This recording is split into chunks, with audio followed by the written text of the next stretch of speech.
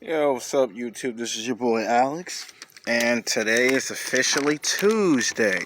Today I have another YouTube video. This one's going to be back to back, and I probably might put this on my premiere YouTube channel and then probably put it on my sports channel to see if the attraction is going to be any good. Now, this is the second video, and then you're not going to get no YouTube videos for like quite a while, like Wednesday, Thursday. So you're probably going to get 2 days of no videos, and then maybe Friday afternoon or Friday night or Saturday morning, you might actually get some more videos. Now, as for my sports channel, we might do college football, and depends on how the NFL schedule looks. Now, the title of this video is going to be called Sex Game, Hot, Sexiest Black Women in Sports, and it's for women and for men. Now, just like I did the other video 24 hours ago, I'm going to say the same thing again in this video. Now, we always talk about black men's accomplishments in sports, right? We talk about basketball, football, baseball, professional wrestling, mixed martial arts. We always talk about black men's accomplishments in sports. You know, we have our Michael Jordans, we have our Magic Johnsons, our LeBron James, our Kobe Bryants, our Allen Iversons, our Terrell Owens, Jerry Rices. You know, we always talk about those athletes and celebrate them in their respectable sports. But what we don't do is we don't talk about the black women and their accomplishments in sports. There's some black women that have played basketball, ran track, done swimming, done tennis. There's some black women that have done mixed martial arts. And today's video, we're going to collaborate that for the black women that have done sports. Now, men, please give the women a chance to watch the YouTube video. Do not overtake the analytics. I've made plenty of videos about men playing basketball and football. If you don't believe me, just go onto my sports channel where all I talk about is nothing but pro sports, pro basketball, pro football, and college sports. I'm always talking about men on sports channels. This is to celebrate women in sports, respectively. So the title of the YouTube video is called Sex Game, Hot, Sexiest Black Women in Sports. And depending how well received this video is, I might make a part 3. You know, this is like a new episode. So you're watching brand new episodes, fresh new content. Every time we get to the end of the year, I always change up my content and give you fresh new episodes. So we don't become so predictable and do the same thing over and over and over and over. All right, coming in at number 12 is a woman from Canada that's an African-American named Penny Okoseka. Sorry if I mess up her last name. She's from Canada. She's an African-American black woman, and she has a thick, heavy accent, and she is someone who graduated from high school and college, and she is the only woman to win championships in swimming. She won 1 or 2 championships in swimming, and then she did it again in the Olympics. So she's like the first ever African-American woman to do swimming. Like for years and for years and years, it was always other races of women that have done swimming. And finally, it took like maybe 10, maybe 15, 16 years, something like that, for a woman to come do swimming. Now, if you think about it, in the mid-2000s, like somewhere around 2002, 2003, somewhere around in there, that's when all of a sudden you now had this huge interest that wasn't there before. You know, she became the first African-American woman to do swimming. Remember Michael Phelps? Well, Michael Phelps made it cool to swim, and keep in mind, if this is well received, I will make a third video called Sex Game, the Best Men and Women in Olympic Sports. So I'm trying to see if this is going to be very well received before I make that video. But she became the first African-American woman to do swimming and win a championship, because she did it in college, and then she did it in professional circuit, and then she got her a gold medal. Now, she's from Canada, but she's a black woman. And it served her well, because she would go to the Olympic trials sometime again, where this time she didn't get a gold medal, she got a bronze, but either case goes, she made history. And you got to be proud to be a black man or a black woman to see somebody do swimming, because we was always stigmatized as all we do is play basketball and football and that's it.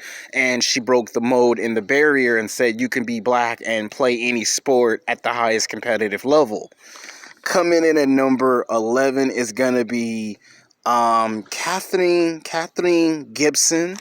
Now, before there was Serena Williams, before there was Venus Williams, there was this woman in the late 1950s, early 1960s, and she came in a time period where they did not let women play sports. Like, they were intimidated to let any race of women play sports. And she became the first ever African-American woman to play tennis on the professional circuit. And she would do it for about 12 to 13 years. And she won her first Grand Slam championship in 1956. And it broke the color barrier. And she set the standard for what black women, not just athletes, but women in general must follow. And that wasn't her first, that was her first championship. She would eventually win two or three more championships. And she kind of, in her later years, when she was retired, she wrote 3 books. She popped up in some movies, television shows, been on some TV talk shows. And around that time period, when she was alive, because she did pass, when we got much, much further. But at some point, you would want to ask yourself a question: what would have been like if she had the opportunity to see into the future? Like Serena Williams and Venus, if it weren't for this woman, you probably would have never had no Venus and Serena. See, we know of Venus and Serena, but we don't know about this woman, because this woman came like 3 or 4 decades before, and she did something in history that only a few women can do. So she made her mark in history. And you have to be proud if you're a black woman. You have to be proud that she made that mark. Most people don't make this mark. Coming in at number 10 is Doninique margauy. Now, this woman is I believe she is a track star, a gymnast. Now, she came in the late 1990s, early 1990s to mid 1990s, early 2000s, and she won at least 2 or 3 U.S. gold medals. So her rise to fame came in being a gymnast. And she was very athletic, very physically, sexually attractive. When she was in her prime, she always gave it 100%, no excuses. And she just got better. But ultimately, she would retire, have a family, write a book about her experiences. And she kind of came back 10 or 15 years later and saw the next generation of female gymnasts and passed the torch. So for her to come in at a period where they didn't, at that time, same thing, they didn't think black women could do it, and she was so athletically gifted that she was able to do things athletic-wise that other races of women were not able to do. And she did it to the finest level of her conditioning. Coming in at number 9 is Queen Harris. Now, this one is a person who is basically, need I say, she's I'm going to go ahead and say this one is a professional basketball player, or should I say a track star. She's a track star. My bad, track star. Now, she kind of came in the late 80s, early 90s. She ran track in high school and college, had the fastest recorded time in history. And I think at that time, and it was like the late 80s, early 90s, and I think they had some magazine called The Fastest Black Woman in Track. And at that time, she had the fastest time, and there were not that many people that could break her running time. Like, she was so fast and accuracy that she competed all over the world. Canada, Mexico, Japan, everywhere in every country she would compete. She won city and state championships just in running track. And then the fact that she got into the Olympics, she put that on her resume. She won at least 1 or 2 gold medals, and you fast forward 20 years later, she still is connected to that sport that gave her her rise to fame. So she's one of those black women that is a legend. She's an icon, and if you're trying to do track, that's the person I recommend you learn from, because she can help you get to the next level and the next level. Coming in at number 8 is professional wrestler Sasha Banks. we can't complete a video without putting my girl, the boss chick, on here. Yes, I have a big crush on Sasha Banks. Yes, I think she's very physically, sexually attractive. And the only time I'll watch professional wrestling is just to watch the boss chick. I mean, a lot of people just look at her because she's very physically, sexually attractive. They just see that she's beautiful. They don't see her explosive athleticism. Yes, she gets hurt. You know, she's had wrestling matches where she's injured herself, but she's won the championship like 3 or 4 times, maybe 5 times she's won the championship. And to me, the one thing that needs to be appreciated is that she is a black woman, that she is doing wrestling. Because for years, one of the biggest knocks was there's no black women in professional wrestling. And she wanted to prove that there are women that do wrestling. When she did it, she came in a period where it was already being accepted, but she took it a step further. You know, like, you look at some of Eddie Guerrero's wrestling matches, and you could kind of see how she modeled herself after Eddie Guerrero. You know, that's to be amazing. She was a wrestling fan. She got to see a lot of his wrestling matches when she was young, and then to actually meet her hero, my hero, Eddie Guerrero, our hero, and then to break into professional wrestling, and then to honor your hero, that's incredible. And then outside of wrestling, she can sing, she can dance, she can model, she got a future in television and film, and the fact that she's not given enough respect and enough credit is like mind-boggling, because as many times as she's won the championship, she should be headlining and main eventing the Royal Rumble, headlining and main eventing WrestleMania. She should be, because you don't come into a sport like that with all that talent, all that promise, and give your heart and soul for 12 or 13 years, and then it gets largely unrecognized and not noticed. It's like a small few notice it, and it's like, what does she has to do to get to that elite level? It's like she's doing all she can, and it's like at some point, you know, you're gonna wonder, is she gonna get into the Hall of Fame? If she don't get in the Hall of Fame, that'll be a tragedy to not finish a career without having that finished, to make a mark in history. So we'll always remember Sasha Banks, aka the boss chick. Coming in at number 7 is Nia Jax. Now, she also broken some boundaries. She is plus size, and I like her. That's why you see I always put her in a lot of my YouTube videos. I have a big crush on Nia Jax. I find her very physically, sexually attractive. She's exotic, and she's not afraid to open her mouth and speak her mind. Now, it did take her almost 10 years to win her first championship in professional wrestling. Hold on, we got the helicopter circling, you know, in the sky, so I apologize for the audio. Hold on.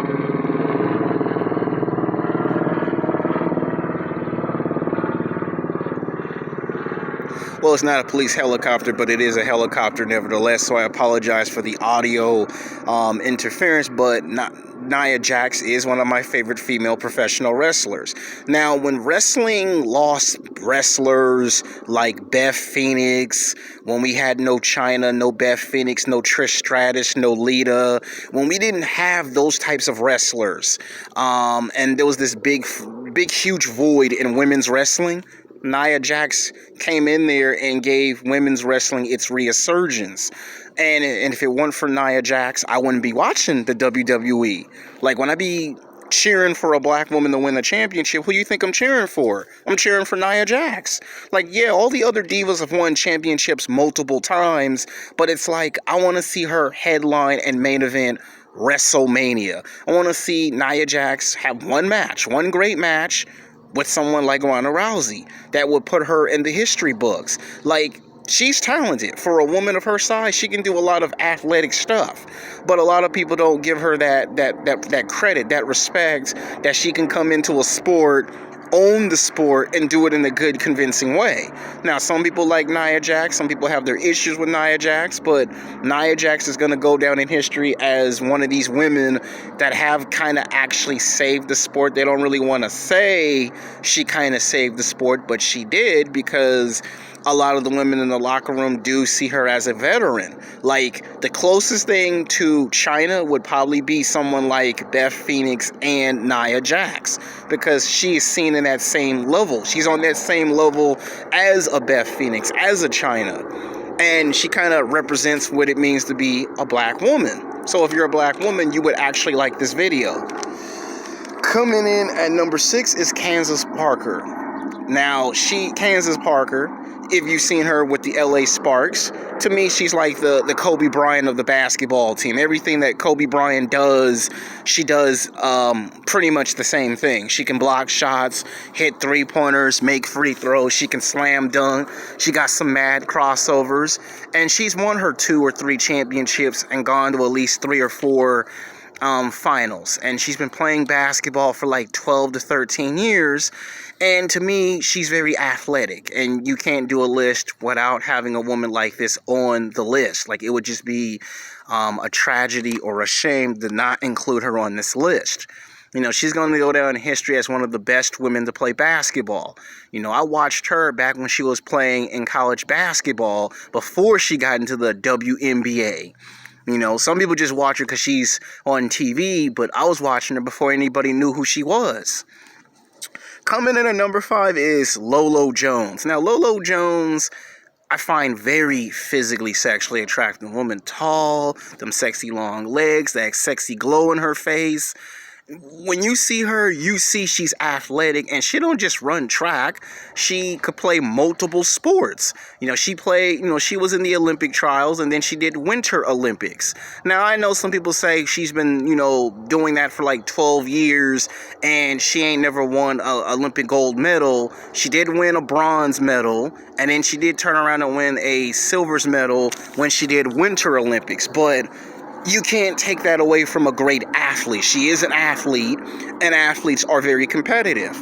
You know, she has that competitive drive, and sometimes people give her harsh, constructive criticism because they feel like she don't give it 100%. But when she does rise to the occasion, she does give it all she has when she rises to the occasion. And to me, she's a prime example of someone that if you work hard and you play by the rules and you graduate to the next level and to the next level and you succeed, she's a prime example of what success is. You know, and the minute she was on TV, I started supporting her, started getting behind her, watching her compete.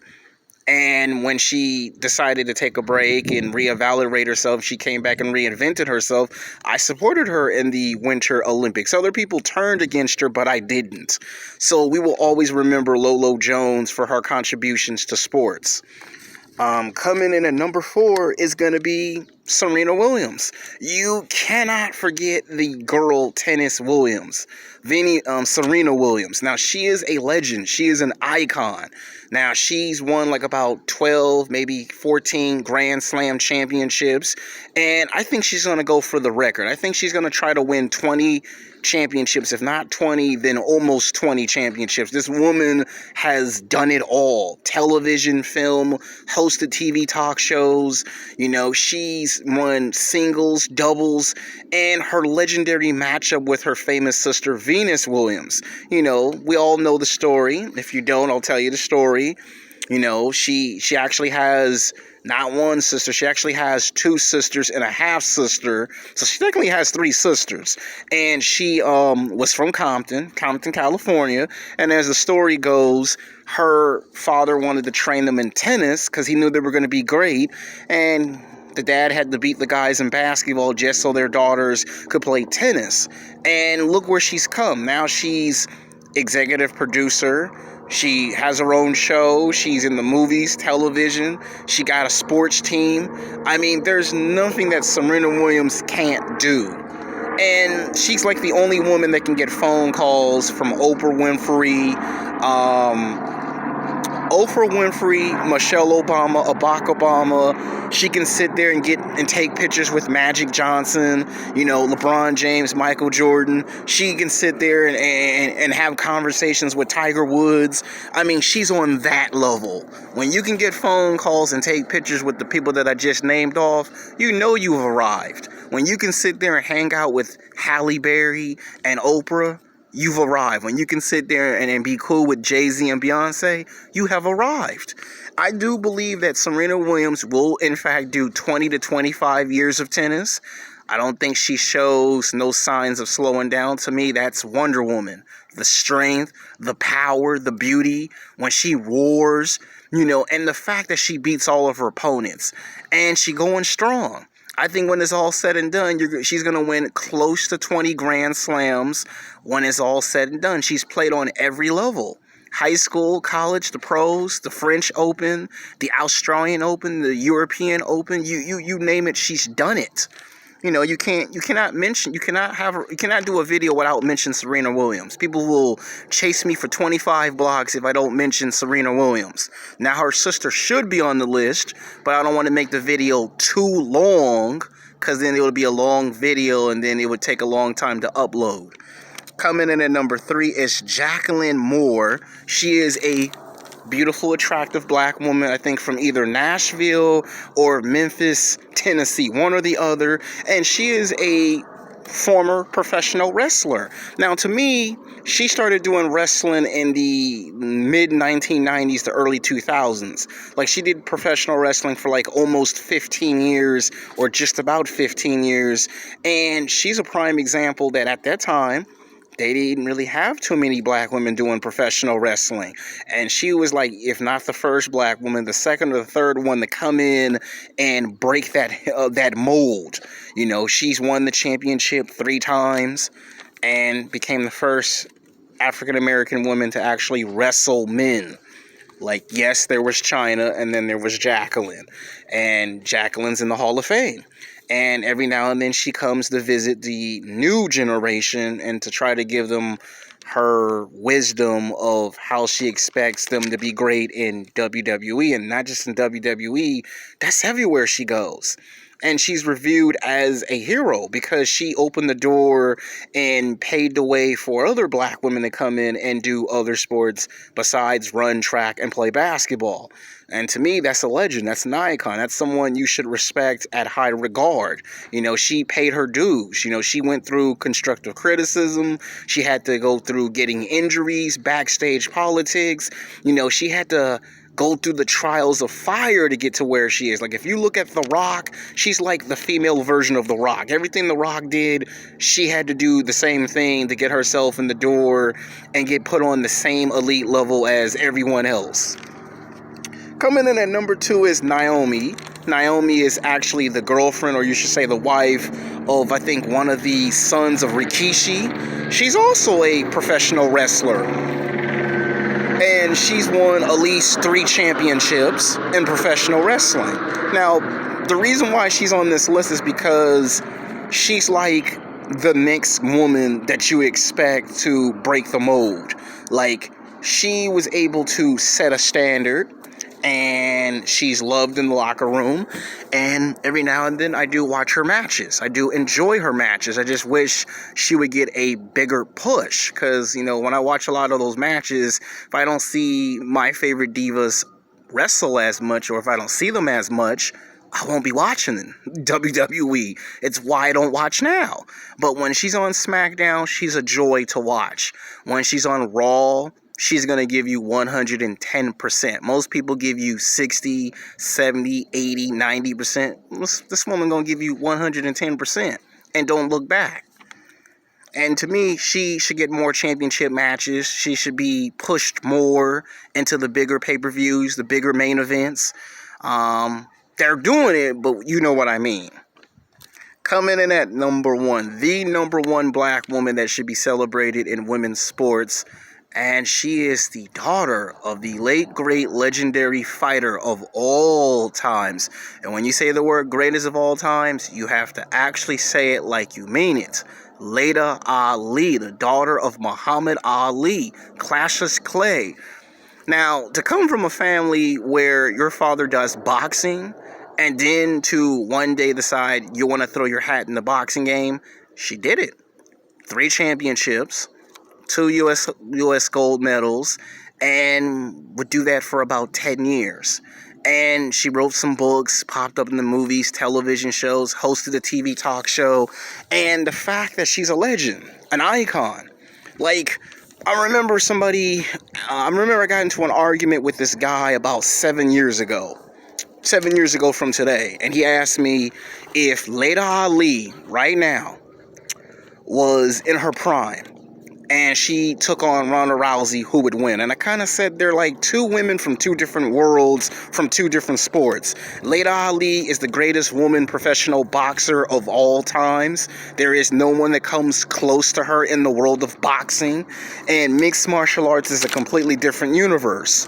And if these two were to fight, like Floyd Mayweather Jr. did Conor McGregor, you probably already know who's going to win that outcome. So she is the number one person on this list. You know, her strength, her power, her beauty, her intelligence. The fact that she could take her fighting style and model it after her dad is incredible. So this is the list. Some of you will agree, some of you will disagree. Most of you will like this video. Some of you will be undecided. Some of you will wish that the video could have been a lot longer and added some more people. There were a lot of people that should have made this list, but they didn't. I apologize. Maybe in the future, we can come back and make part 2s and part 3s to these videos if they're well received. And until next time, peace.